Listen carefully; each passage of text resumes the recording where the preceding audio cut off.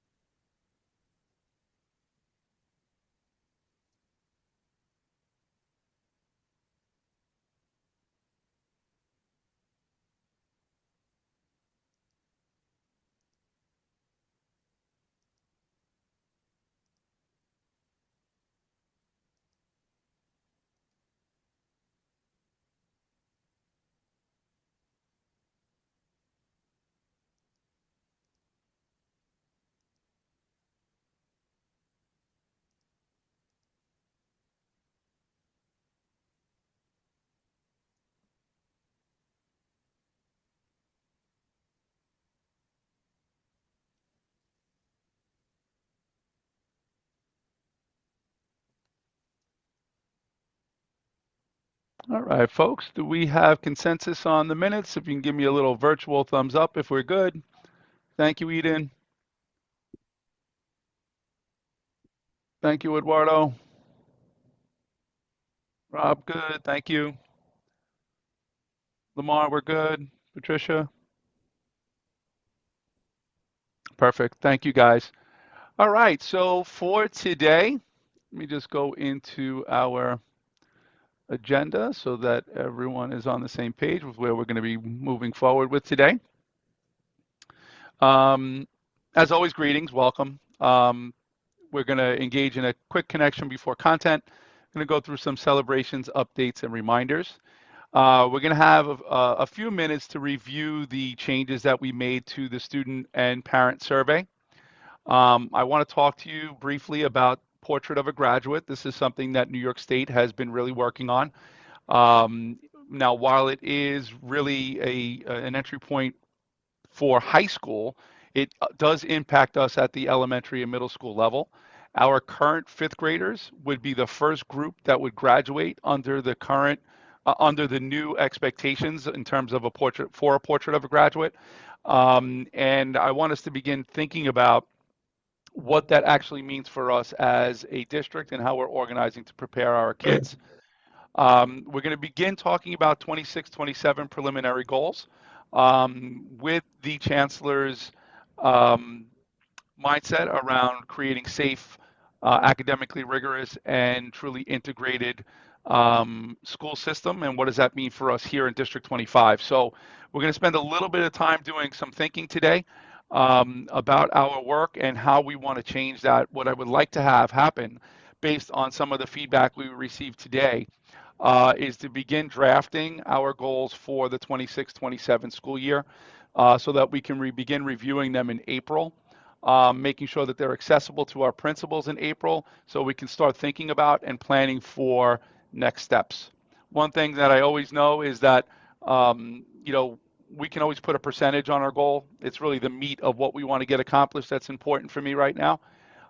So we'll spend a little bit of time talking about that as a collective team.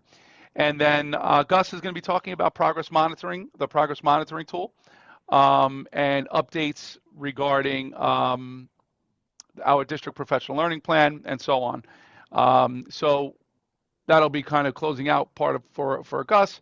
Then we have our high school superintendent report, and then each of our constituents will have an opportunity to share out as well. So I am going to quickly transition over. And I do see that we have Charlene joining us today. Charlene, if I'm going to unshare just so that everyone can have an opportunity to meet you. Folks, we had Monique was serving in the DC 37 role prior to Charlene. And Charlene, you are here supporting and representing District 25. So welcome. And I don't know if you want to just give a quick hello to everyone. That would be great too. Thank you very much for inviting me and having me, and I'm very happy to be here. Thanks so much. Okay, guys, we're gonna do a quick share of our presentation today. And when I say quick, in mic terms, it's probably not going to be all that quick. So we'll go through our session today. Quick connection before content. St. Patrick's Day is coming up. So are you a wearing head to toe green person?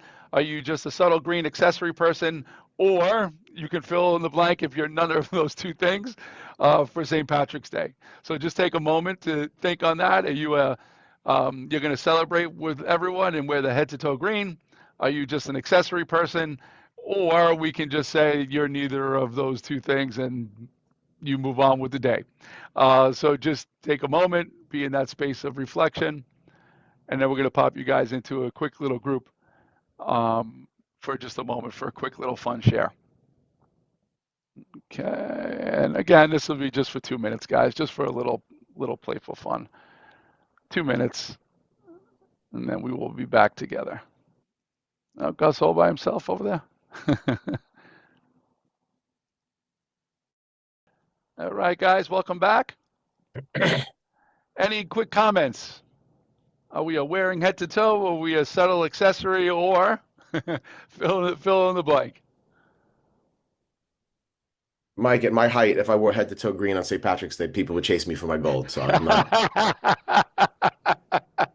I keep it to corned beef and cabbage and maybe a pint. That's it. Any other quick comments? So my wife is Irish. My mother-in-law came here from Ireland, and I would love to say that this is something I'm really not very good at.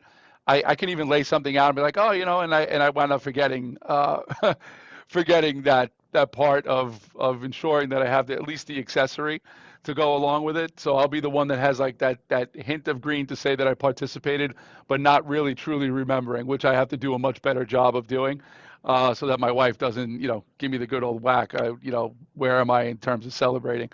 But at any rate, I thank you guys just for going through that. To me, it's just a light way to start our sessions, but also getting to know the folks around us. And, Gus in our group, also gave a reminder that on the 25th, it is Greek Independence Day. So for him, he's preparing himself to be in blue and white in celebration of Greek independence.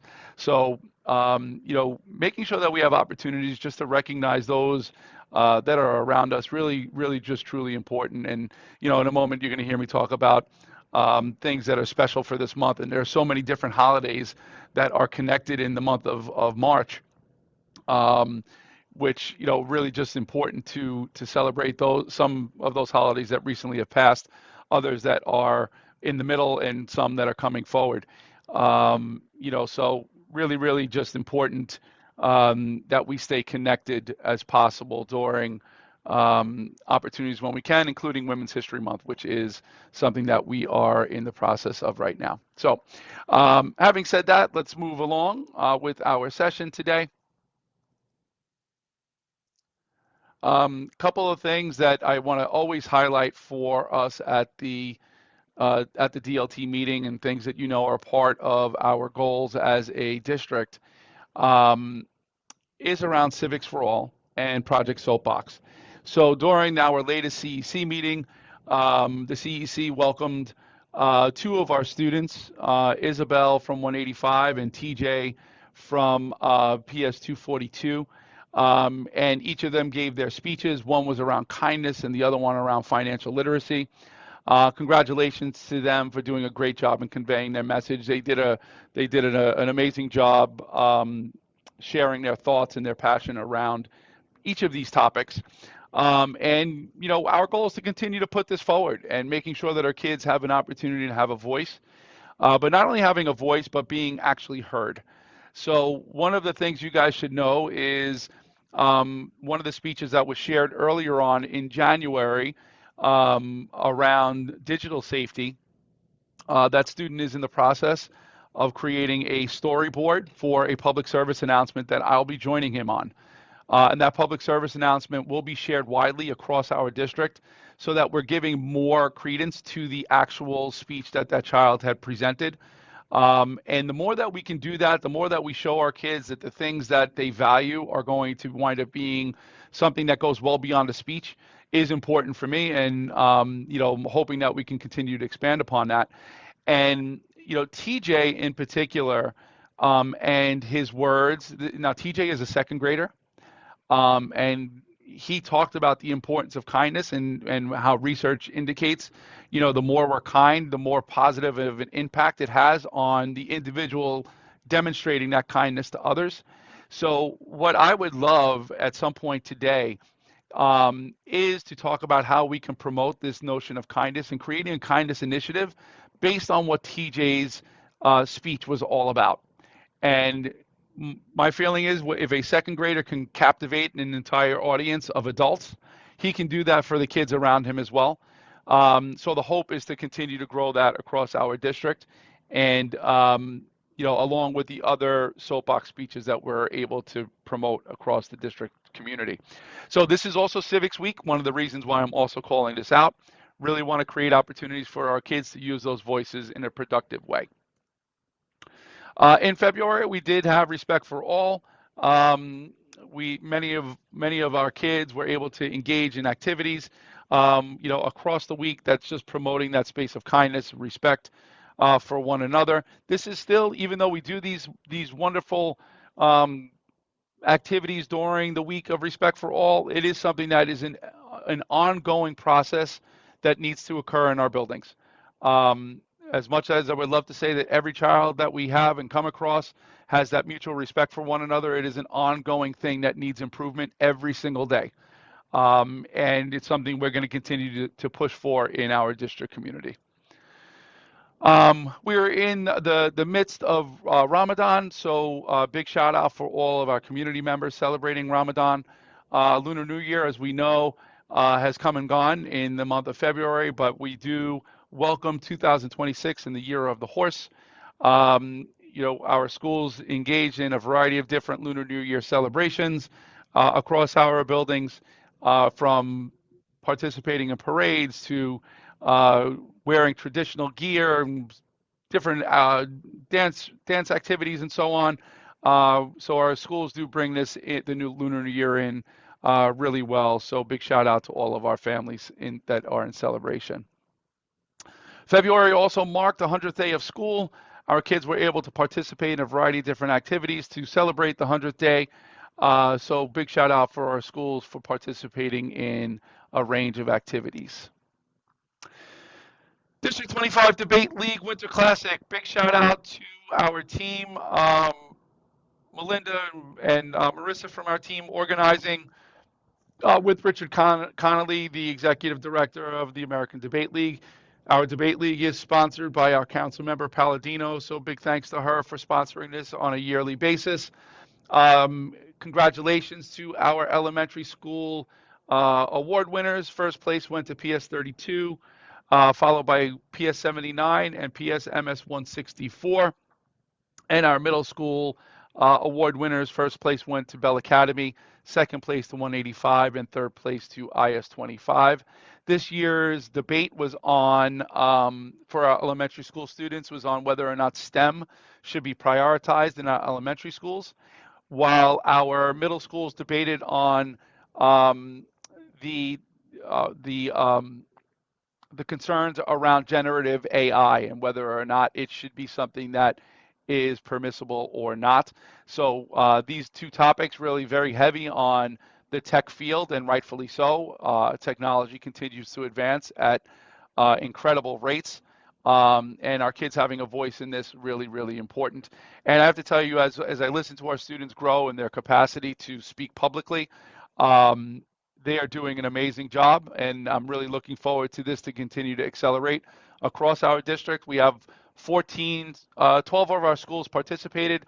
We had other schools that actually came to observe so that they can learn how to do this in their own buildings.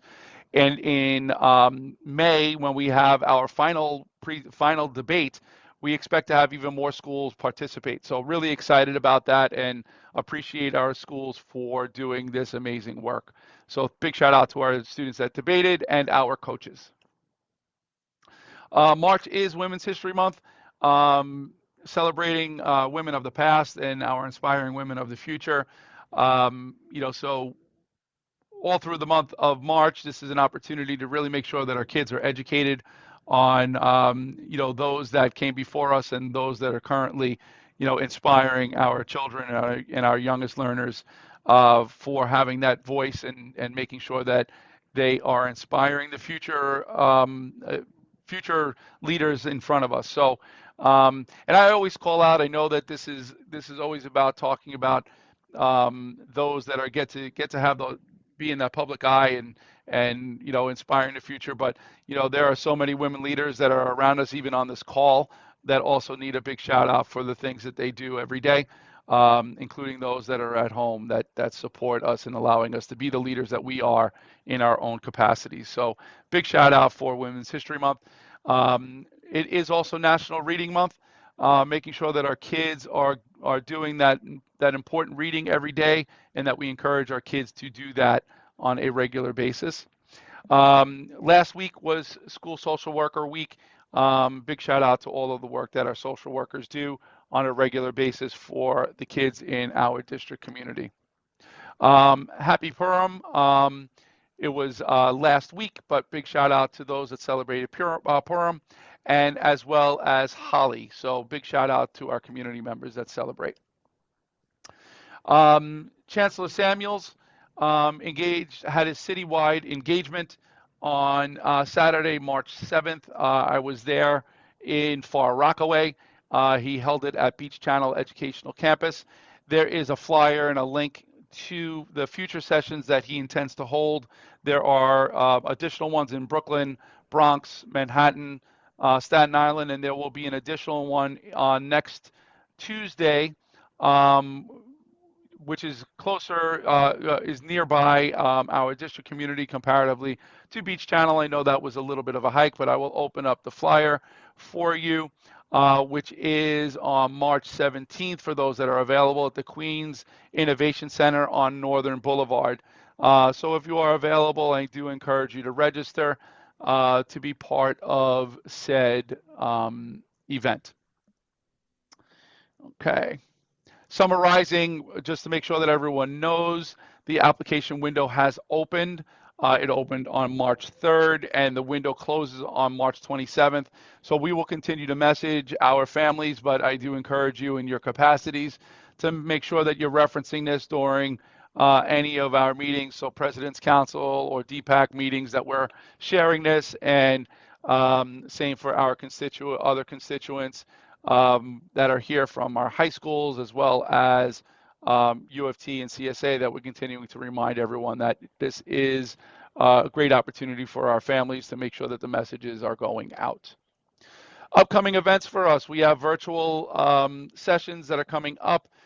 Nathan will be leading a special education uh, parent workshop tonight on understanding the kindergarten IP process. Really, really important work for our parents to be informed. We have a virtual math session that's coming up on the 29th. There'll be a couple of in-person parent workshops around early literacy for our 3K and pre-K. That'll be held this Thursday at PS 129.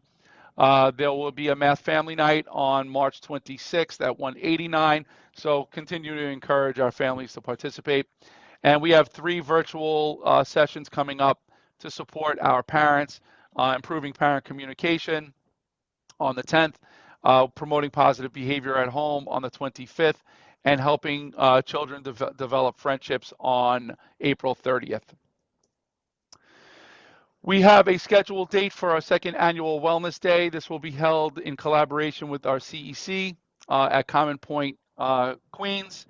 Um, the date is Saturday, May 2nd, from 10 to 12:30. Really excited about this. Hoping to have a much bigger turnout than we've had in comparatively speaking to last year. We will be inviting more families to participate, but I'd love to see all of our DLT members there if you are able, as this is just a nice time for us to come together as community. With wellness being the backdrop, we know how important that is for our families. So there'll be support folks there around mental health, around social emotional learning, nutrition. We do plan on having some of our partners there, NYCFC, UST Tennis Association, and so on, to make it a great opportunity for us and our families to connect. So looking forward to that as well. We have a date for a district hiring fair. This is actually just something that I'm sharing here. This has not gone out yet to the larger community, in particular our principals. So this is the first that we're sharing this. On April 22nd from 4 to 6, we will be organizing this more in depth by selecting a location. We haven't even selected a venue. So this is all really fresh off the presses.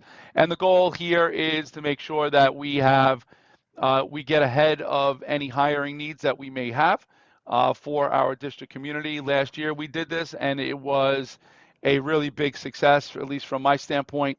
We had hundreds of people come to that hiring fair, and I think it gave our principals a leg up on getting the best of the best out there in our district classrooms.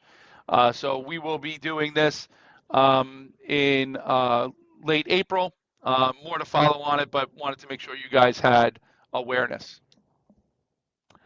Okay. Also at the CEC meeting, we had Stephanie from our team create a small little guide. We're going to share this widely to all of our principals, just so that you have access, and all of our parent coordinators. Jenny will share this with our PCs. Just to make sure that any parent questions that are out there, that we're able to share a little bit of more insight, so that folks are comfortable with what it means and how they can get some additional support if they need it. So I will just quickly click on the link just so you can see. This is in our resources from our DLT session today as well, and you'll see there's just a bunch of different kind of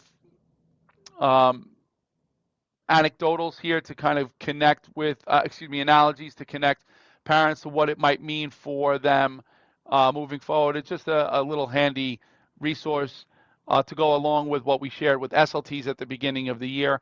But I think it is important for our parents to have this information, so it is there and available to everyone as well. Okay, some goal follow-ups. And I'm going to put this in the chat. So we are in the process of sharing the new survey with our families, with our kids. This will hopefully go out this week. Schools will have a letter to share with families as well in the event that they do not want their children to participate. But we're hoping that everyone does. There were a bunch of different things that were added to the survey. And what I'm going to ask everyone to do, and I'm going to stop sharing just for a moment, I'm going to ask everyone to go through this survey on their own to give us a little bit of feedback. Very different from a typical Google form. We try to make it a little bit more user-friendly for our kids. So just for the next 3 or 4 minutes, be in that space of reflection. Click on that survey link, and then we'll come back together in about 4 minutes um, to hear some of your feedback.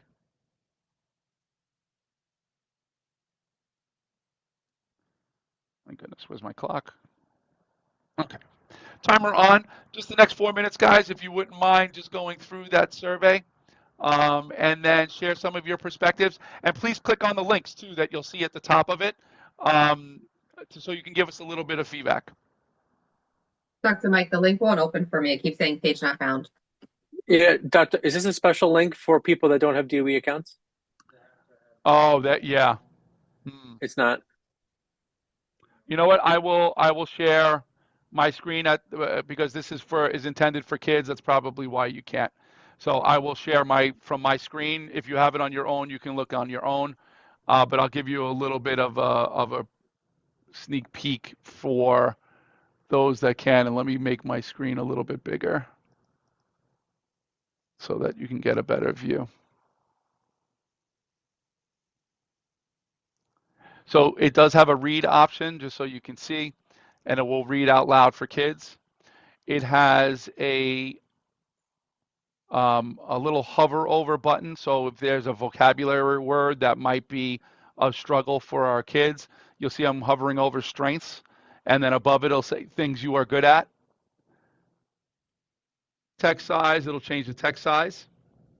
And then there's a feature here that'll allow kids to change the language of the question so that they can read it in a language that's more comfortable. Also, when you click on a response, you'll see some confetti come down.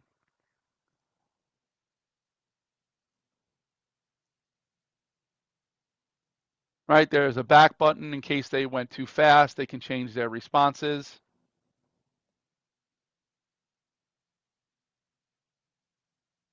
And I'll just go through the questions right now just so that you can see what it is that our kids are being asked. I think that one of the parts for me, I think that I really do like is this hover option, so kids can get a better idea if they're not sure about what the question's asking. Dr. Mike, there's one thing that I'm just noticing as you're scrolling through. I know we have strongly agree, disagree, strongly disagree. Is there like some kind of like neutral midpoint for the kids that could be put in there? So Eden, we removed that because we actually got feedback from DLT on this to remove it, and from our counselors and our youth leadership team as well. And they kind of felt like sometimes kids just went with the neutral to kind of in that space of avoidance of responding there. So really encouraging one way or the other for our kids to give us a little bit of a response. You know, what side of it would you be on, so that you know, because sometimes our kids, I found, and what they've shared is that, you know, because the neutral was there, if it didn't really affect them personally, that's what they did. But we want them to say, well, if it was, then I would click, this is what I would say, you know? Makes sense. But that's a good point, though, Eden. Thank you for sharing that. Yeah. So you guys have been able to kind of see just through my screen, or if you were doing it on your own, I'm hoping that you were able to kind of get an idea of what those questions were like and how we modified it from the first go round. Just based on my clicking, what is it that you guys see? What do you think about the new format? You know, and we'll go from there. Go ahead, Rob. First of all, it looks great. Really great. Like, I can't even believe it, like how nice that looks. I haven't seen surveys like that. There's no back button. I was wondering if a child does go forward and then says, So "Oh, you don't there want is a back button. I think I just enlarged the screen too much, Rob. Okay. You couldn't see it. It's there. I couldn't see it. Yeah. One thing that isn't sitting right with me are the emojis. It's almost assigning like good or bad Good or to. bad. Yeah, I don't know. Like, if I put don't agree, then that means that what I'm putting That I is made a bad. bad choice versus I don't I know, get man. that. Yeah. You know, Yeah. since I've been, coming, I have an interesting perspective working with the little kids from having not worked with them for the first half of my career that I really got into their heads of like what they think when they're doing Yeah, stuff no, like you're this. that's an awesome Yeah. space of feedback, Rob. All right. Love that.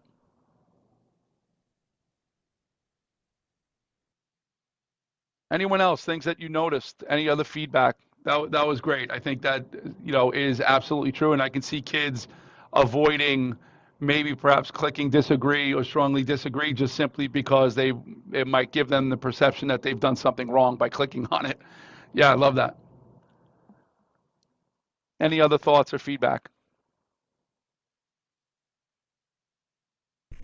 I just agree with Robert in that regard. That just came to mind as well as I'm looking at the emojis, and so I agree upon that. Other than that agreement with Robert, I think the visuals are very good.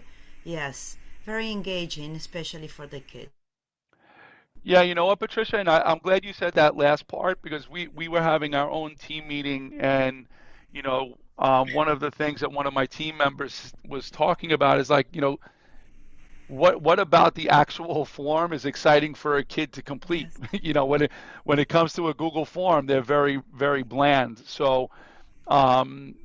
Sarin, kind of took that feedback and then ran with it, and which is why it looks the way that it does now, to make it a Right. little bit more, at least visually appealing for a kid to want to do. And Um, colorful. So yes, yeah, I yeah, agree on that. Yeah. yeah, that's great feedback. Thank you for that. Go ahead, Gus. Yeah, I thought you had some very good questions. I thought the questions were excellent. Oh, thank you, Gus. Yeah. I was Anything going to else come in there? and just say, like, the vocabulary piece I really like because there are kids that'll be like, what does that mean? Or this word's a little harder for me. And especially with younger kids, like, I think that's really going to be able to help them understand how to answer the question better. Yeah, honestly, sometimes even for adults, Eden, we think about this even for kids. Sometimes we look at a question or a statement like that and we interpret it our own way. And we can only hope that we're responding in that same way too. So, yeah, I think that's really really great. When Mr. Sarin added that, I was like, oh, that's pretty cool. And even for our surveys moving forward, how do we make sure we keep using and taking advantage of the tech in a positive way, like that. So love that feedback too. Anyone else? So we're going to look at the emoji part, make some adjustments there to the emojis because I agree with you. We'll make that adjustment. The hope is that this goes out this week for our kids, and get that feedback from them in short order so that we have the next 2 or 3 months to put some additional things in place to really support relationship building across our district. As it is a hugely important part of our work. If I'm in a classroom and I don't feel good about being in the classroom, I'm not learning the same way as someone that feels really good and confident. I'm just not. That's the reality of it. So I'm hopeful to get some really positive results from our kids so that we can make good, strong decisions moving forward. Okay. All right. Let me go back to our slide deck.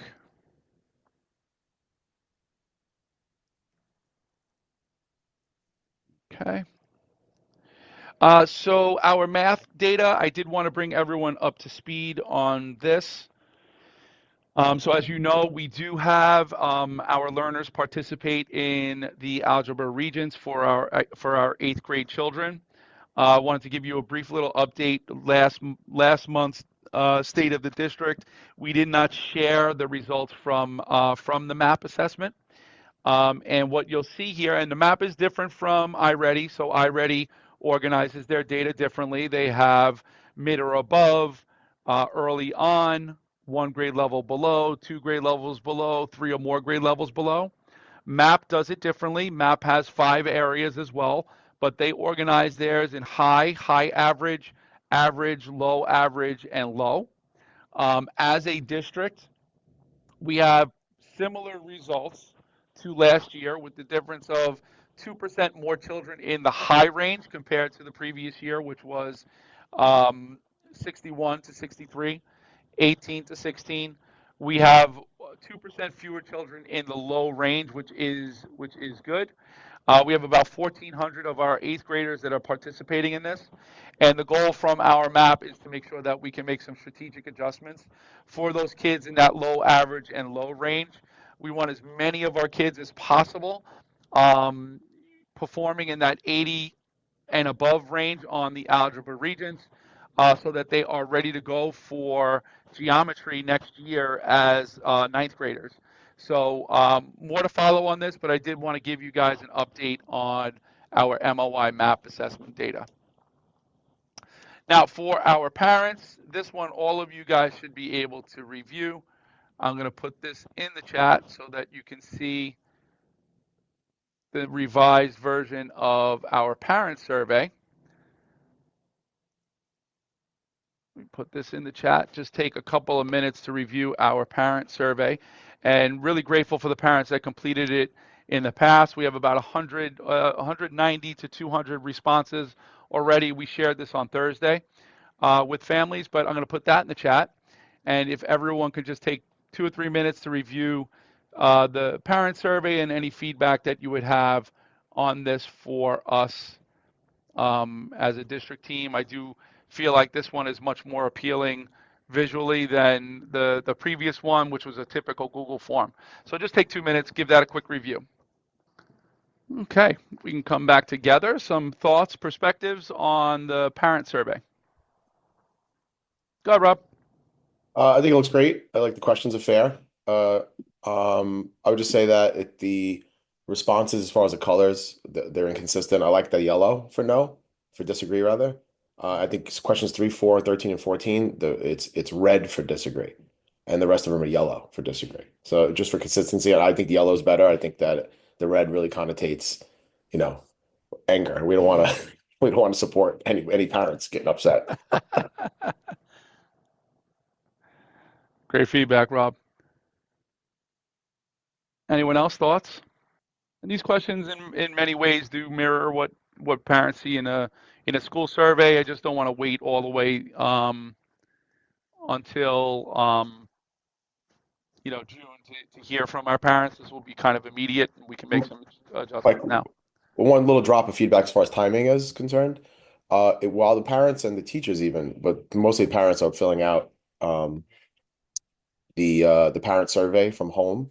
Mm-hmm. If they are given this survey during the window, they may feel like they already did it, or vice versa. They might do the district one and be like, "Oh, I finished it." Taking Right. two of the same may confuse, only because it's in the same window. Maybe the district survey after the window closes. Or in January, do it in January, so that it's yeah. Just that we don't want it to mess with the participation rates inadvertently. Agreed.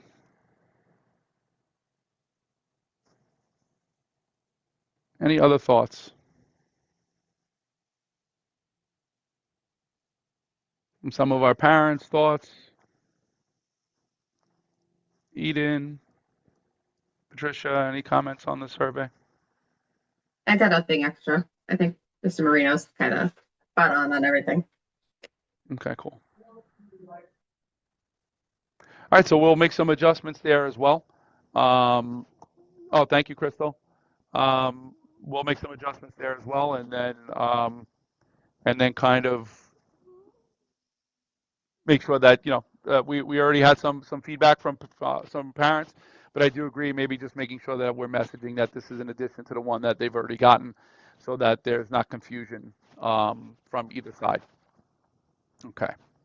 Okay, now to the part that I'm really interested in, and we're going to spend a good amount of time talking about now, is I'm going to do a little bit reverse order. I want to make sure that everyone has a little bit of a picture of what is being talked about in terms of portrait of a graduate, and then we will shift into some of the things that Chancellor Samuels has been talking about, and I would love for us to get into a conversation as a collective on how we're going to be organizing our own goals based on some of the things the Chancellor is talking about. So New York State, and let me just quickly share this. I'm sorry, I just lost where I was on. Not that one. Oh, I just opened it. Where did it go? Okay. So New York State is going through a process to reorganize um, the approach for graduation for our high schoolers. Now, it's not going to take an immediate effect. This is something that will happen over time, and our current elementary school students will see this come full circle for them when they become high school students.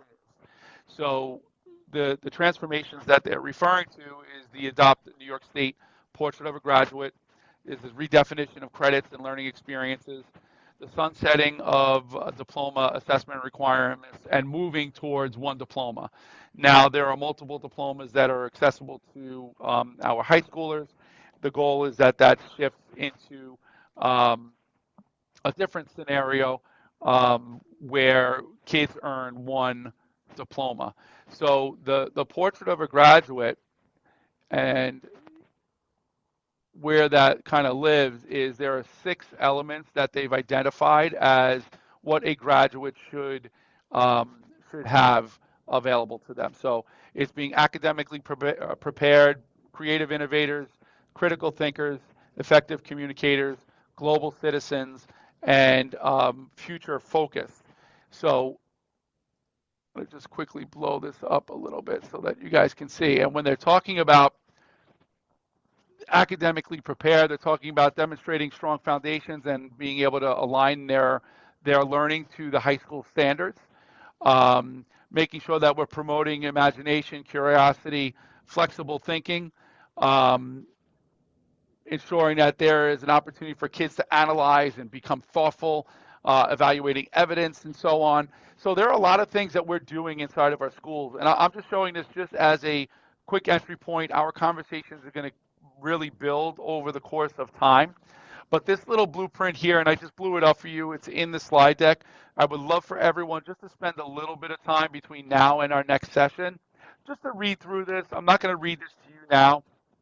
But it is important that everyone has a little bit of an idea of what this looks like so we can start building out what we mean as a District 25 community when we're talking about a portrait of a graduate, something that you're going to hear Chancellor Samuels talk a lot about over the coming weeks, months, and years to ensure that all of the work that we're doing in our schools is reflective of this expectation in our buildings.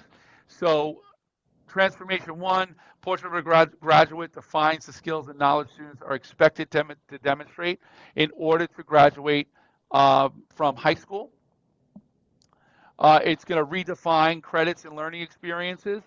So the one part I just want to make sure I emphasize here is there's going to be a sunset of diploma requirements. Students may continue to use state-administered exams to satisfy future diploma requirements, but they will not be required to pass Regents exams in order to earn their diploma. And that's something really important for everyone to know. State assessments will continue to be administered as per federal requirements. Schools are going to be operating under current Regents exam requirements until New York State proposes and adopts specific changes to New York City Public Schools local guidance. And that's expected for fall of 2027. So this is a future mindset, but I wanted you to be aware of it. And a move to one New York State diploma. So New York State currently defines 3 tiers of diplomas: Regents, Advanced Regents, and Local. All students who satisfy future requirements will earn a New York State high school diploma. Advanced designation will become a seal or endorsement. Among other potential changes to endorsements, New York City Public School diploma certificates already follow these conventions. Seals are added to our standard diploma certificate for special designations. So, and this is kind of the timeline that you'll see here.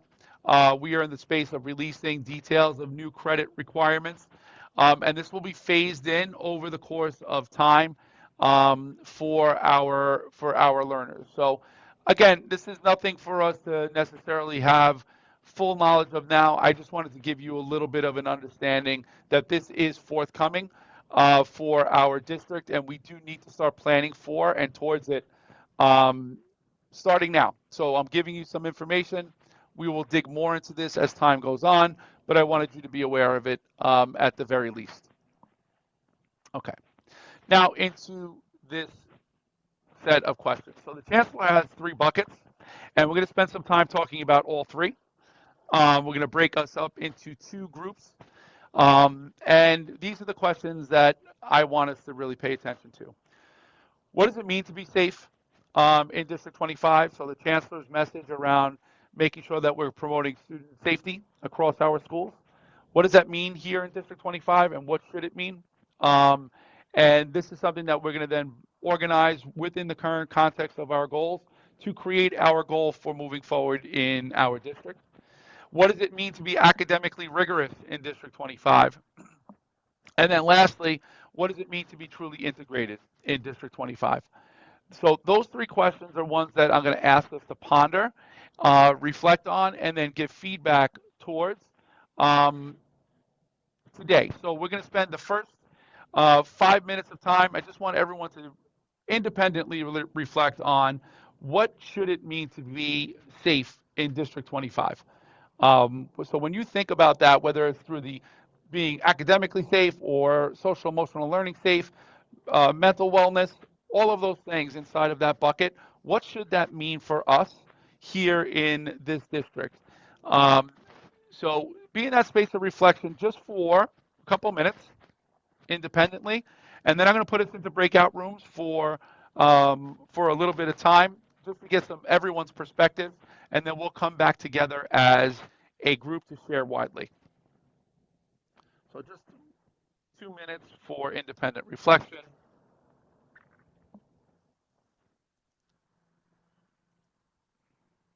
I'm going to stop sharing, and I'm going to put that question into the chat.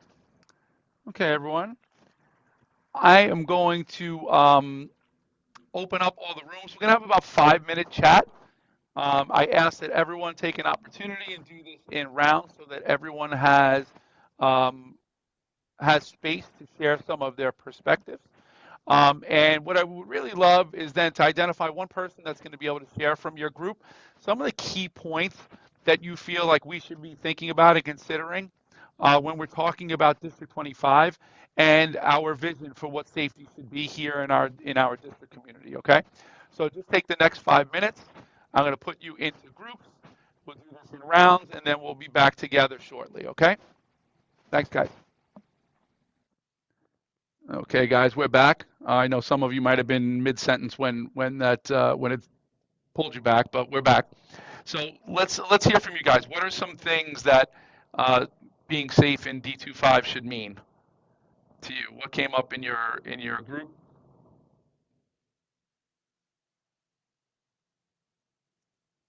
Some comments. Well, in our group, I said so what it means to feel safe, it would be being able to thrive in school, partake in extracurricular activities, and seek help whenever I feel I need it. So it comes down to developing trust between the student and the school. Thank you for that, Eduardo. Also in our group, and I would like after me, Robert, to emphasize it was also as important as Eduardo said. I'm going to go for you do well when you feel safe, and children can trust the school. In fact, when you don't feel safe, you go all the time this alert mode around the school, and you're not focused academically on anything because you just got to be constantly aware of your surroundings, and that's not beneficial. And it's the school responsibility to make sure the kids are safe. Robert, can you just also say some wonderful things as well? I think you said it very well, Patricia and Eduardo. We were all together, but it was about like feeling, from my perspective, as a New York City public school student who didn't always feel safe, and my schools did not have their finger on the pulse of my feeling, nor did anybody give me a survey or ask me if, if there was an adult in the school that I trusted. And I think we do a much better job of that now. I think children, in the morning need to wake up and feel excited about going to school and wanting to learn, and they can't do that if they don't feel safe. That, at its core, education to the human brain is a luxury. It's not more important to the brain than feeling safe emotionally or physically. And we have to solve the emotional physical safety portion of a child's day before we can expect them to be enthusiastic about going to school or want to do extracurricular activities or actually want to come. It has to do with attendance. It affects concentration. As Patricia said in our group, you can't be in a state of concern. You can't be in like a primal fight or flight panic, and then expect to, look at algebra from a different perspective.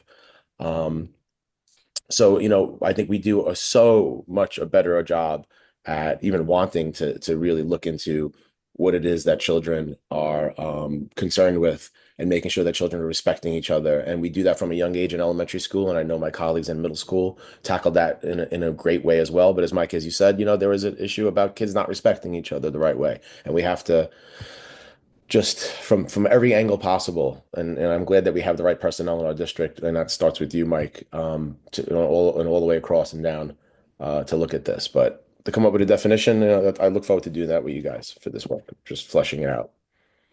Yeah, that's awesome, Rob. And I do think that, we've done a lot of work when it comes to SEL. And I think you, and even for us as adults, if we're not in a good headspace, something going on at home, it's harder for us to even do our jobs, and manage our own work, let alone now thinking about that through the eyes of an 8-year-old or a 10-year-old or a 12-year-old that's having that struggle just on the way in. And at the chancellor's event, I was fortunate to sit with three high school students, and part of the conversation that they were having is like, there are some days that, the bus being late puts me in a space, right from that small, in the smallest of ways, just the bus being late and then not being able to get to school on time, I'm already in a headspace.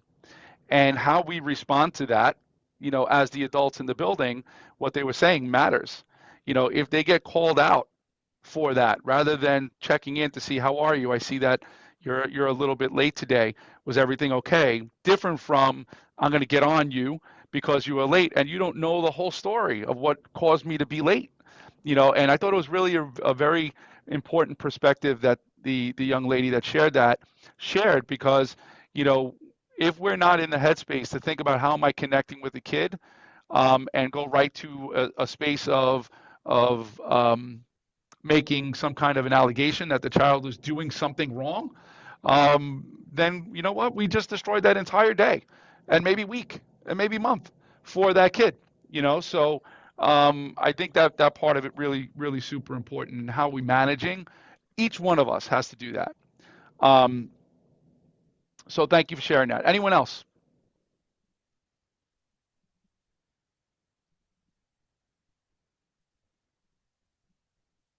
Gus or Lamar? Well, I don't know if Lamar wants to share, but I like the point he made in our group about following up and the importance of following up. So when there is an issue, obviously we as parents, Eden and I both talked about issues that our 10-year-olds have, our fourth graders, and bringing it to the school's attention. And then, as Lamar said, making sure to follow up on that, not just to bring it up and then let it go and hope that everything is, miraculously cured in that respect. Yeah, making sure that there's alignment amongst constituents, that we're all on the same page of support.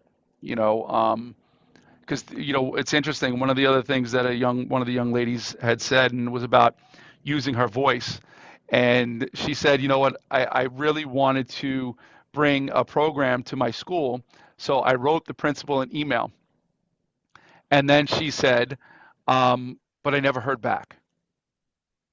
Right. So if we have this feedback loop, where if we share a concern, that a difference between having voice and then being heard, right? I was able to use my voice, but was I really heard in the process? Or did I just give you the opportunity to say, yeah, you can share it, but whatever happens, happens with it, right? Two very, very different things. So, and follow-up becomes an important part of ensuring that children are safe in our buildings too. So I love that. Any other comments?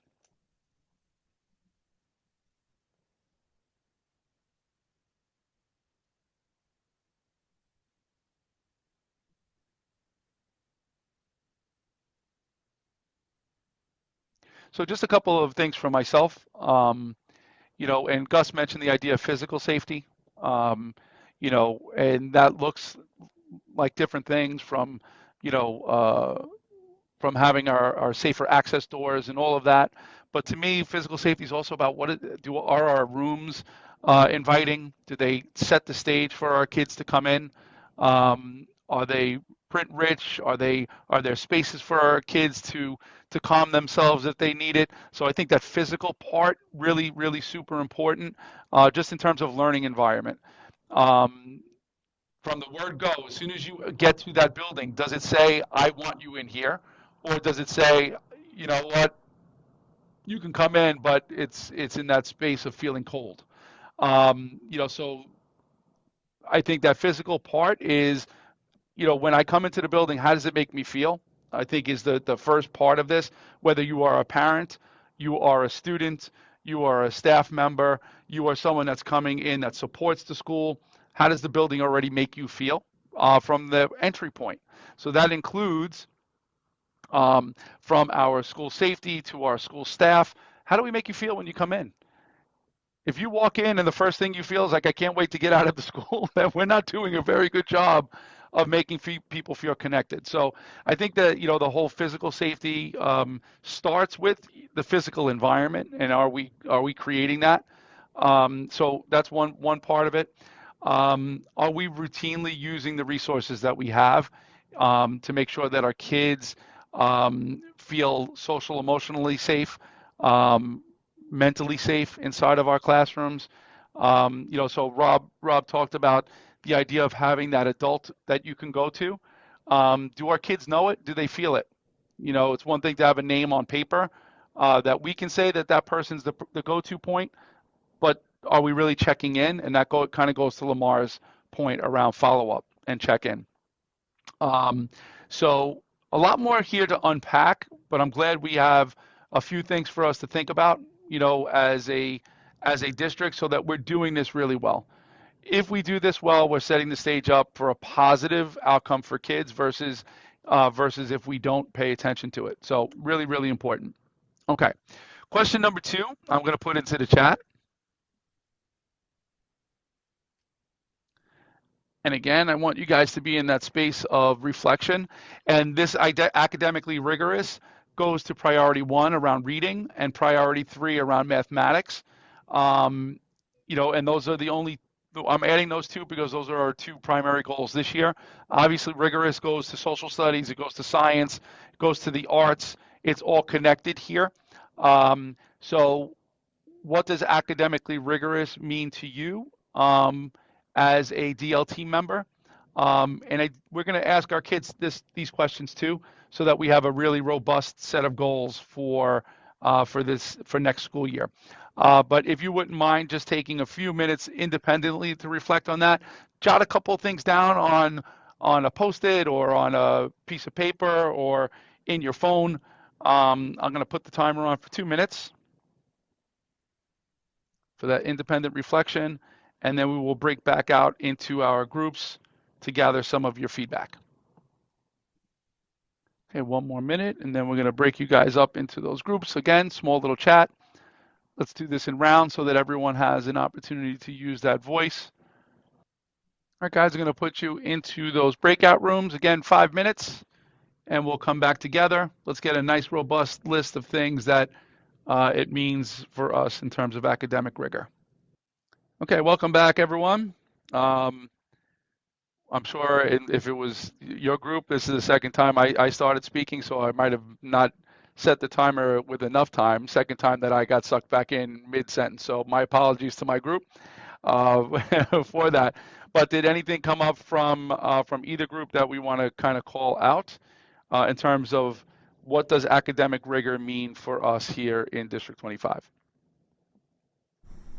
All right, I start with our group, Eduardo and Robert, and they're going to jump in. We figured there was many layers to this, but rigor meaning work harder, piling on more work. Robert came up with that. That's the first thought that came to our minds as well. Eduardo says, gotta spark interest in the curriculum, and anything that includes critical thinking, asking relevant questions, that leads to the students to perform better on any given task. Robert concludes as well, they got to explain their thinking and being thoughtful in the process. Apply their learning, so whatever they learned, being able to apply it, and more so application to the real world. And I think this is key. Thank you, Robert, for that. Theoretical to permanent knowledge. So it means that they really learned. And then making it engaging and enjoyable too. Through the process, we gave examples of some subjects that we really don't like. And so Rob came upon the fact that, you shouldn't be hating any of the subjects. But if they make it engaging again and enjoyable, you go through a little better. So Robert and Eduardo, add, please. Just to restate, coming from a child of the 1900s, as some of my newer employees refer to the century I grew up in. What it is not is not more work. It's not speed. It's not let's pile on all this work for kids to the point where they're frustrated, or it's at the level past their frustration point. And what it is everything that Patricia just stated. It's doing the thinking, explaining, defending, asking questions, analyzing, comparing, solving, justifying, and then applying your learning. Thank you, Rob. Not necessarily amount, but the quality of learning. Love that. Thank you, guys. Anyone from my group?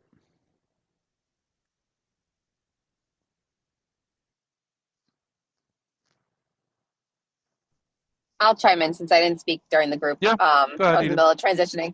I think the rigorous learning, the thing is that in some cases, especially when we do decompartmentalization in the upper grades in elementary school, that they lose some of the other core subjects other than their ELA and their math, and science is now something separate. But social studies, I was just talking to a teacher the other day, she's unfortunately it kind of gets pushed on the back burner. And it's when they get to middle school, now they have a special class for each subject. And I look back then, I'm well, shouldn't they still have that same amount of instruction now in the elementary level with the way they split up the subjects? So I feel that could be a little bit differently. And then something I've brought up to Dr. Mike during a CEC meeting is just I know iReady is the tool that we use, but sometimes I feel the 40 minutes of math, 40 minutes of reading for kids is a lot, because they aren't doing actually work other than the iReady. And sometimes that's not necessarily on target with what they're currently learning. And the fact that they're not going to appreciate and understand as much what they're learning if they're not practicing it more and more.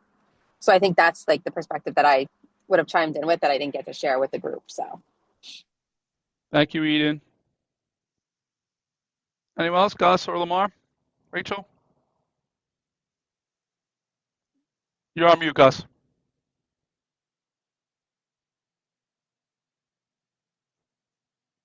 What I brought up earlier, I would express in a different way.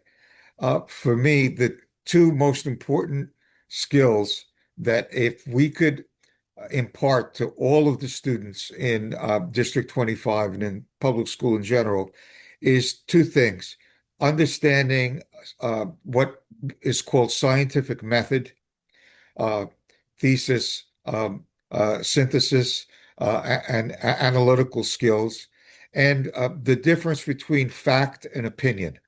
I find that nowadays it's increasingly important to be able to distinguish what is factual and what is just a opinion, whether it's informed or not, and distinguishing the two. So it really is critical thinking skills. Thank you, Gus. And for me, and the parts of the work that I want to be able to see more of inside of our classrooms and for our kids, is the opportunity for kids to make meaning of the concepts that they're being taught. And having, and a number of you mentioned this, the space of something that's action oriented related to it. So what's applicable about what I've just learned and made meaning of, to do something with it, and I think that's a part of the work that's really important. Um, we do make sure that kids get taught skills, but skills absent opportunity to apply them to something real and meaningful limits our kids' ability to grow through that work. So really, really important that we are able to continue to push that space of meaning making, um, for our learners from lesson to lesson and unit to unit, so that we can continue to push our kids to do the type of thinking that's necessary for them to be prepared for high school and beyond. And I think at times we may limit those opportunities for application, and I think we do need to kind of grow through it, in the form of project-based types of scenarios. When our kids are more engaged in project-based work, the more doing that they will actually have an opportunity to do, and hopefully keeping them as connected to learning as possible. So thank you for that. And what we're going to do is we're going to get a summary from what you guys said based on this recording and organize it so that we're ready to go for April. Mr. Sarin and I will begin creating some goals that are connected to what was just shared. We'll be able to review them and then hopefully be able to share them more widely with our building leaders going into April, May, and June. So this last one, just for time, we will save, but I want you guys to think about as we get into next month as well, and that is, what does it mean to be truly integrated in District 25? That will be the last question I leave with you, but just looking at the clock, we will wind up running out of time to get through everyone's work. So I'm going to leave it in the chat. If it turns out we have enough time to revisit it, we'll do that at the tail end. But that is the last of our questions that I want us to work through. And what I would love is if each of our constituents, bring this back, and I'm going to do it anyway when I meet with President's Council, DPAC, and the CEC. We'll raise these questions and get some feedback from each of our groups, including our students. We have a youth leadership team. We'll be asking them as well to get perspectives from each of our groups, to really help formulate goals that make sense based on our beliefs. Okay. So I thank you guys for that. Oh, and the one thing that if everyone could just take this date down, this is primarily for all of our leaders. This will be for Lamar, for Rob, any of our parent leaders. We will be having a visit by the Chancellor on March 31st. So if everyone can just jot that date down, March 31st.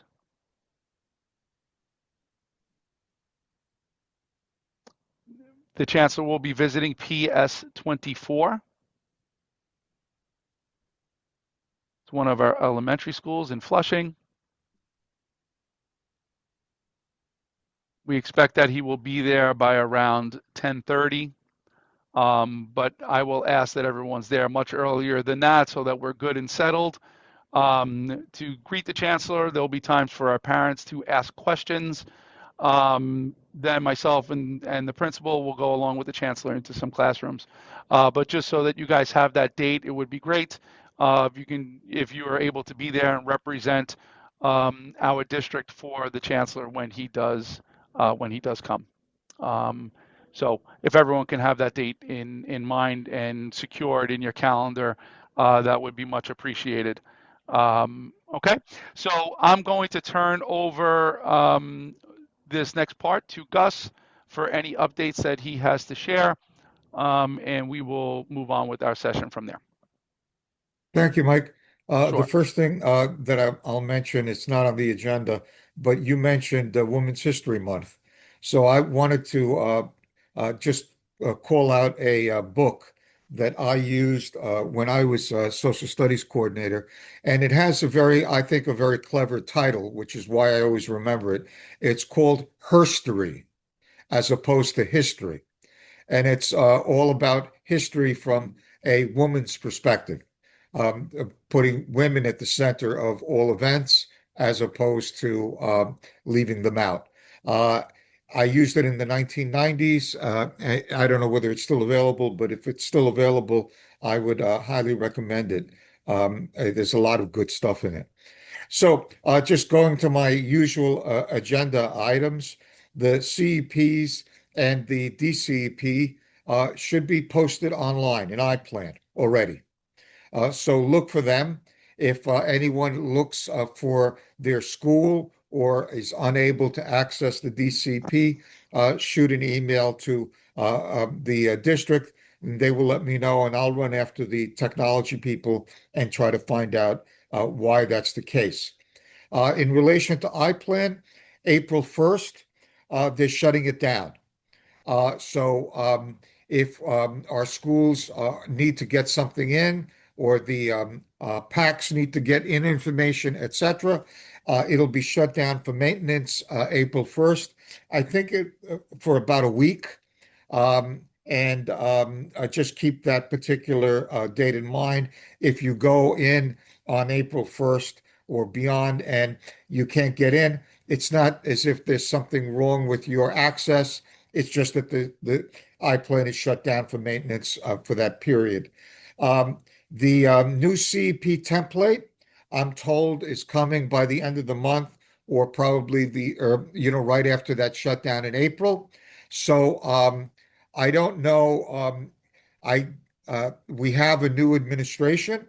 So when there's the new administration, there are changes, but I have not been told that the template's going to change dramatically in any way, or the priorities are going to change, etc. But I haven't seen it.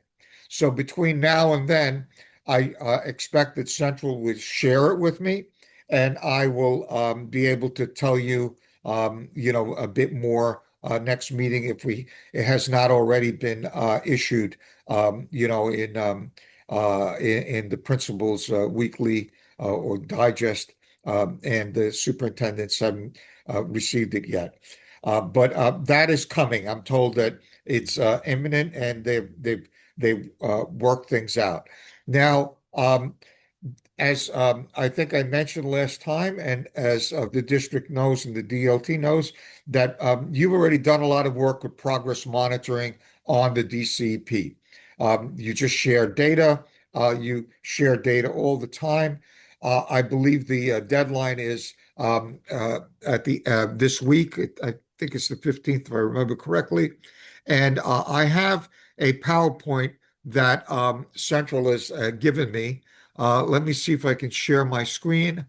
And if I can, let's see. I think this is it.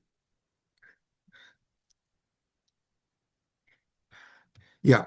Can everybody see that? Using the district program monitoring reporting tool? Yes. And this is in our shared drive as well, everyone. Okay, great. So, basically, it's a very simple PowerPoint. It's not long. You access it the way you normally access it, and it's very similar to what the schools are doing. So, they try to keep things consistent and aligned. So you enter, you put in the district documents, you go to district documents, and it's arranged exactly the way the schools are arranged by priority. So you go to priority. If you click on priority 1, and then you enter the progress monitoring data. What does it say there? 3/13. Okay, is the deadline. Unlike the schools, there are 2 periods with the district, the DCEP, and what they've done is they've pre-populated your goals. So your goals should be pre-populated, and you should list that the what you're using for your data should be there as well, and your baseline and what your MOU middle, which stands for middle of the year, should be there, and you just enter the information. It's not complicated. It's very simple to use. And you enter the progress monitoring data. And as it says there, if your district's current progress monitor indicates that the is not on track, it's on track, not on track, or almost on track. So if you're not on track, then you have to enter more information. If you're on track or almost on, if you're on track, you don't have to. You enter less, put NA. And if you're almost on track or not on track, you have to put in information. It's exactly the way the schools do it as well. And then you're going to you can go back to the district documents. You can use the highlighted areas in terms of the progress monitoring. Period 2 is 6/30/26. And the timeline is there. You see it, 6/30/26 for period 2, what it covers. And that's basically it, folks. It's not complicated, and you all have access to it. You should be able to see it. And you can also leave comments, just like you can for any part of the DCP or the information in iPlan. So that's basically it. Any questions or comments on this stuff? And as I said, the district and the superintendent have gone over your data. You've already discussed it. You should have a good sense of where you're going and where you are on these various pieces. And I'm confident that most, if not everything, will be on track based on our discussions at the DLT so far. And I'm confident you'll get in it on time, because what they'll do after the 13th, they'll start issuing these lists of the districts that are behind and haven't filled it out, and we're not going to be on that list. By the way, Mike, I am going to work out Friday. They did a PRT report for the schools on the CEPs, and I'm going to, after this meeting, I'm going to send you what that looks like for our schools.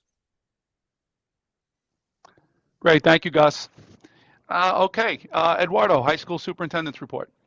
Yes. Okay, I'm going to share my screen. Guess it would be screen 1, share. And Eduardo, I'm going to send that out to the to Superintendent 2's team as well.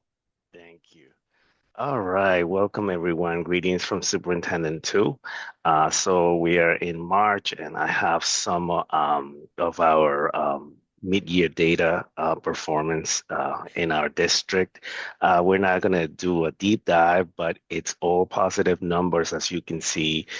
From 2025 to 2026, our numbers are up in English, global, history, and Algebra 1. So the performance for students with IEP as well, those numbers are up. And here you can see how the district is progressing. So we also have the performance for English language learners, and that data is here. All, as you can see, all positive numbers, except in history, we are at the same. Algebra 1, 14 up. And so the biology performance, we couldn't really have an accurate number, because the population of students that took the mock regions in 2025, we couldn't really compare it to our January regions in 2026. This is our map growth. I also want to share our district calendar, which can also be found on our website. We had our annual transition fair, which was a success at John Brown High School. We have an upcoming Know Your Rights presentation, and we also have social emotional workshop for our parents. These series of workshop for parents are offered in Spanish, Mandarin, and Bangla. And so our next one will be March 19 from 6 to 7:30. And then we have more Know Your Rights. So please visit our website if you're interested in taking part on these Know Your Rights or social emotional workshops for parents. We're going to be offering financial literacy in 12 of our schools. And so this is coming up, and so teachers will be given a stipend to teach the GAFL NYC course. Students will receive stipend to start their financial literacy plan, and schools will fund to host a family financial literacy forum. So I'll keep you guys updated with how this literacy pilot concludes in our district. So we also have coming up April 24th will be our Youth Empowerment Conference. It'll be at Queens College Friday, April 24th from 9 a.m. to 3 p.m. Also, I want to share on our website. So we have great news for District 25. The New York City School Construction Authority began the expansion of John Brown High School. This project is slated it has a budget of $48.4 million to construct the annex, because right now John Brown High School is at 122%. This will add 630 seats to the school. And it'll be utilized for programs in healthcare, nursing, and culinary arts. You can read all about it on our website. And that's all for me today. Thank you. Mike, can I just, you reminded me something, Eduardo. Thanks so much, Eduardo. Yeah, go ahead, God. Yeah, I want to make sure, I'm proud of the fact that in Queens North, we have very good alignment between high schools and our community school districts. So obviously, all the DLT members should have access to the progress monitoring and the DCP for Superintendent Two's schools. So, ladies and gentlemen, if you are trying to access the high school DCP and data in iPlan and you don't have access, please let the district know, and I will make sure that you have access. Thanks. Thank you, Gus. All right, Mr. Marino, CSA.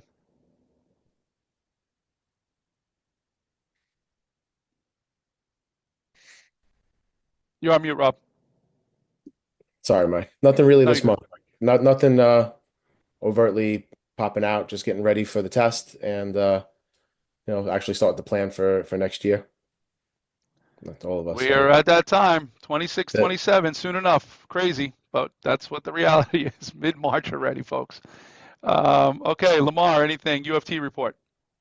Yeah, we have a few good reports. So today it's with great pleasure we're announcing that our paraprofessionals are having their you've heard me speak over the past year maybe about the respect check bill, where we're looking towards paying paraprofessionals an additional amount of salary on top of their current salary. Today is the day that we're having a hearing with the New York City Council at City Hall. It's a big deal because last year we didn't even get to this point when we first presented the bill. So we had to start all over with the new City Hall, the speaker, some new City Hall electeds, and really refamiliarize people with our purpose with the bill. So that's a great sign. Today, about a little bit later on, it's 10:45, maybe about noon or so, the bill will be presented, and that's the first step to it going to a vote. we did our second round of conversations with our Queens City Council members. Of course, that in our case, that would be Councilmember Ong, Councilmember Palladino, and so forth. And they were all in support of the bill. So that's a great, great sign going forward. So fingers crossed on that. We're in a great place. Yesterday, we were in Albany, and we had well over 1,000 members citywide, and in our District 25, we had well over 50 of our members take the trip up to Albany for a fixed Tier 6 rally. About 17,000 municipal employees, because it wasn't just teachers. There were nurses, there was the firefighters union, there was PEF, they were there as well, and it was over 17,000 people filling out the MVP arena and really trying to reform what the current retirement system looks like for newer members. If you were in teaching after 2012, you're in Tier 6, and as you've heard me say before, the current structure is that you'd have to work 40 years at this point as a Tier 6 member to be eligible for full retirement. So our goal is to reduce that 40 to 30 and take that number 63, age 63, and reduce it to 55. That's the plan. We know it's not going to be, we had one rally yesterday, it's not going to be fixed today. This is this tier's, for lack of a better word, their fight to, this is their fight. And me as a tier 4, will definitely be supportive of them and standing with them. I'm done in less than 10 years. Just feel the need to say that. But we're definitely going to be supportive of the Tier 6 people, and it's of course it's our job to guide them through and get them to understand the importance of this and so forth. And the last thing is, I actually have a colleague of mine from way back when, from undergrad St. John's days, who is going to be is a judge, is a civil court judge in Queens. And in our conversations, she lives in District 26, but she definitely knows she's very well familiar with 25 as well. We talked about having kids, and I'm putting this out there, Dr. Mike. We can further up with a conversation, having students from our district come visit her over at Queens Boulevard, over at the courthouses in Queens. I Yeah, would love like that. to use 201 as it's easier access. That's my homeschool. So maybe after testing, sometime in mid-May, we can get that ball moving. But if this is successful and there's some teeth to it, I'm thinking maybe we can do something district-wide and have students from different grade levels come on down to the courts and meet the judges and see how the system works and get a tour of the courthouses. So, I mean, again, very, very, very, very early, but it's an idea in my head. So, Yeah, um, love it. I mean, it's very much aligned with the civics work we want yes. our kids to learn and understand. So, yeah, I'm all for that. We can certainly pilot it, provided Principal Simpson is on board, which I imagine she would be. I think that's a great idea. So that's where we are. So I'm hopefully in May, mid-May, if we work this out, we'll be the first, and then we'll see what we can do for next year and years ahead. Sounds good. Thank you, Lamar. No problem. Okay, Charlene, anything DC 37? Hi, everyone. Our lobby day was last week. Um, we went up to Albany to definitely fix it. Tier 6, I'm a Tier 6 victim myself. We are finding that really does hurt getting in recruitment efforts. There are many support roles within DC 37. However, they're not the highest paid, and then having such a high, retirement age does not help. So we're definitely on going to reform it so that it's more equitable and to give people some more incentive. We have a lot of people who are actually um, serving in support roles in schools as their second career. And right now, the length of time and the retirement age is not feasible for us to even continue to get people in. So we had a lot of talk about that, a lot of talk about the use of AI, and making sure that we have actual human beings, especially in food services and those support roles, so that we can have a thriving workforce. And besides visiting schools, hopefully trying to schedule some site visits with members. That's been about it for this month. Thank you so much. Yeah, Tier 6 is a big thing. I know that it's something that you guys have been working on. So I get the importance, and not that I'm going to gloat that I'm a Tier 4 like Lamar, but But I do understand the reasons behind it. Okay, high school president's council. Hi. Hi, how are you, everyone? Good morning. All right, so as per our report, we are working to connect and support our parent leaders. We keep supporting each high school by visiting their facilities, where they showcase their wonderful programs, as well as, we getting to know the students as well as staff. We went to Hart High School in Cambria Heights. We had a visit. We usually showed up most of our team members, but otherwise, I gotta say, we are in constant communication. So whoever can be there, because it's not easy with our jobs, we give the report. Not only among us, but also in our meetings. So we are a very solid, strong team, and I'm very proud to be part of it. We joined also Queensboro President Donovan Rich's Women's Impact Awards dinner, and took place at the Queens Museum. It was a great experience, and also we continue in establishing clear communication and collaboration with all the superintendents. We're having a guest speaker in our meetings. Upcoming meeting on Monday is Stephanie LeBlanc Godfrey, and she will speak about bridging the gap between AI and real life, one mother at a time. So we are definitely looking forward to her presentation. And again, we had a wonderful feedback and support after we just came to the new membership, new board, and connect, and in conjunction with our membership, we always looking forward to improve and get better and serve our community.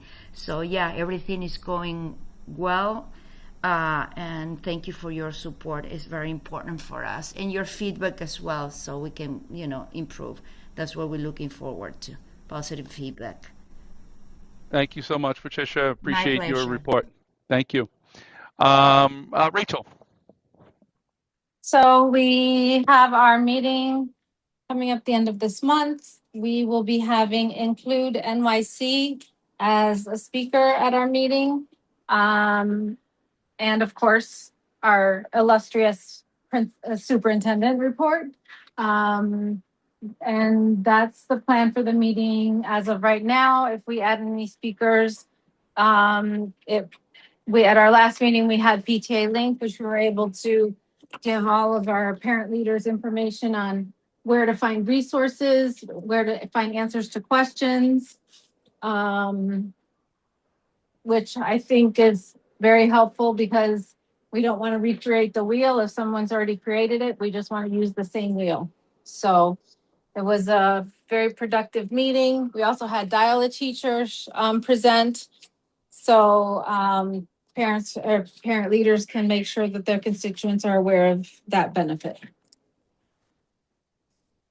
Okay, awesome. Thank you so much, Rachel. And I will certainly be there at the next President's Council meeting to do my report. I will be adding in some of that MTSS work just to make sure that all of our community members have it as well. So thank you for that. Eden, CEC. Sure. So we just had our meeting last Wednesday. During that meeting, as Dr. Mike shared, we did have a little bit of a presentation about MTSS, looped in with Dr. Mike's report. We also had a state testing presentation. We had 2 of the soapbox speeches. And right now we are in the planning stages of what we're doing alongside the district for the Wellness Day, as well as preparing for our June awards ceremony that we do every year. So our next meeting will be the beginning of April. And please feel free to come or jump on Zoom. And yeah, that's it from us. Awesome. Thanks so much, Eden. Okay, guys, this brings us to some closure for our March meeting. What I do ask is if you guys can really think a little bit more on the questions that we presented today, and I will follow up with an email to you guys, just in terms of being mindful of those questions, because it will help us organize our goals moving into next school year. And I want to capture as much of your thoughts in those goals as we possibly can, just based on today's conversation. There are things there that we can definitely pull into our goals moving into next year. So I thank you guys for that. But please keep those questions in mind, and be prepared with some feedback for us. The more that we hear from you, the better things are for our collective work. So I thank you guys as always for being so attentive during the meetings and contributing throughout the session. So Mr. Sarin is actually in process. We will have our progress monitoring tool completed within short order. Probably, is it already done? Yeah, it's probably already done. We got about maybe 10 more minutes of entry, and we're finished with our progress monitoring tool for ourselves. So if you go on, it is there for you. And I know that our schools have been doing the same. So lots to do, folks. Lots more on the horizon. Please make sure you have those dates in your calendar. Would love to have you guys there when the chancellor comes on the 31st, as well as our Wellness Day event in May. So if you can be available for it, all the better. It doesn't mean you have to stay the whole time, but would love for you to be there in part for that as well. That'll bring our meeting to a close. Do we have consensus on closing out the meeting right on time? Yes. All right, perfect. Thank you, guys. I appreciate all of you, and we'll talk to you soon. Have a great afternoon. Bye, everybody. Bye. Bye, all. Bye, everyone.